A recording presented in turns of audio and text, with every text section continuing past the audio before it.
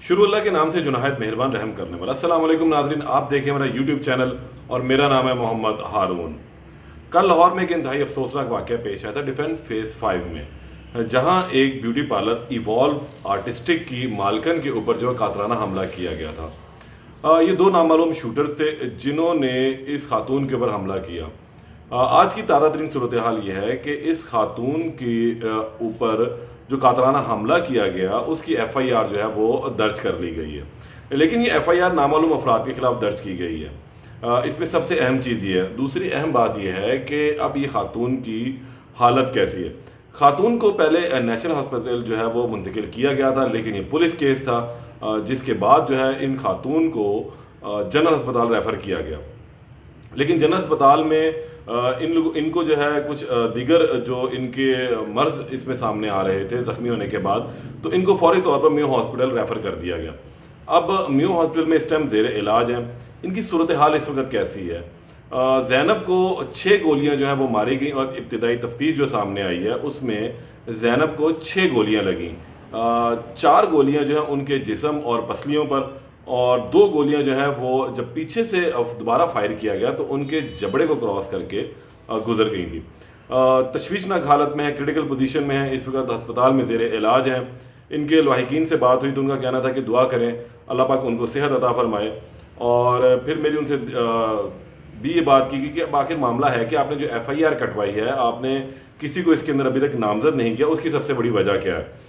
तो उनका ये कहना था कि अभी हम देख रहे हैं कि इसके पीछे मुहरकात क्या थे, लेकिन एक सवाल का जो जवाब उन्होंने दिया वो थोड़ा सा मुख्तलिफ था। ज़ैनब की जो FIR को अगर हम देखते हैं तो इनके मामू जो हैं इसके अंदर मुद्दई बने हैं। पहली बात, सदाकत साहब हैं, सदाकतुर रहमान इनका नाम है और ये लाहौर के रिहायशी हैं। इन्होंने ये FIR दर्ज करवाई जिसमें उनका ये कहना है कि इनकी भांजी की शादी जो है 2017 में जमील नामी शख्स के साथ हुई थी और ये डिफेंस C में जो है वो रिहाइश पजीर हैं। इनसे सवाल किया कि अब इनके शोहर के साथ इनके ताल्लुकात कैसे हैं, तो उन्होंने ये कहा कि शोहर के साथ अब इनके ताल्लुकात कुछ ज़्यादा बेहतर नहीं हैं, कुछ अच्छे नहीं हैं, जिस पर कभी इम्कान ये जाहिर किया जा रहा है, पुलिस को शुबा है कि शायद इस कातलाना हमले के पीछे इनके शोहर का हाथ होगा।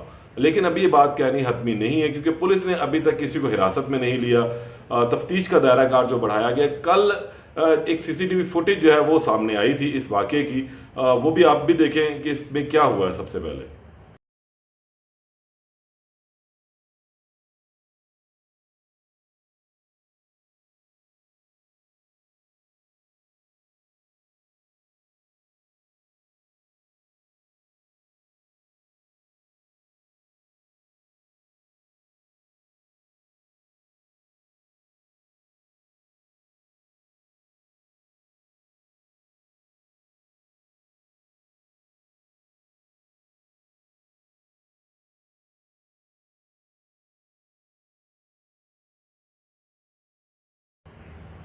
ये आपने CCTV फुटेज देखी, इसके अंदर आपने देखते हैं कि ये गाड़ी आकर अपने सैलून के बाहर वो रुकती हैं और वो गाड़ी में बैठी हुई हैं। इतने में 2 नामालूम मोटरसाइकिल सवार आते हैं जिन्होंने मुंह पर मास्क लिया हुआ था और वो गाड़ी में आते साथ ही एक उतरता है और उतरते साथ ही फ्रंट सीट पर बैठी हुई ज़ैनब के ऊपर जो है वो गोलियां बरसानी शुरू कर देता है। जबकि जो दूसरा इसका साथी है वो दोबारा गोलियां बरसाता है, तो वो जो 2 गोलियां वो इसके जबड़े में लगीं, जबकि जो पहला शूटर था उसकी गोलियां जो इनके बाजू और पसलियों में जाकर पेवस्त हुई।